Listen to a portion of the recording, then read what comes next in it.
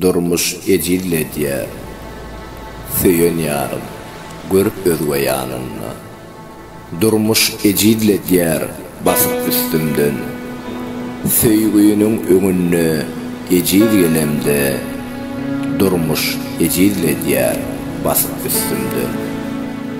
dost tutanım düşman olup çıkanna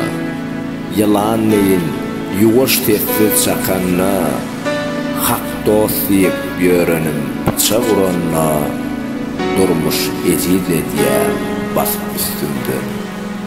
joran dostum deyip sırım aydıp yörenim doğunumdan artık edir görenim bugün paş edenni eştip sırımın durmuş ecille diye basıp üstümden aman gözel yazdı durmuş barada geçmişe göz aylap oturuptum arada vefasızlar durman beren vadada durmuş ecille diye şeyle bolun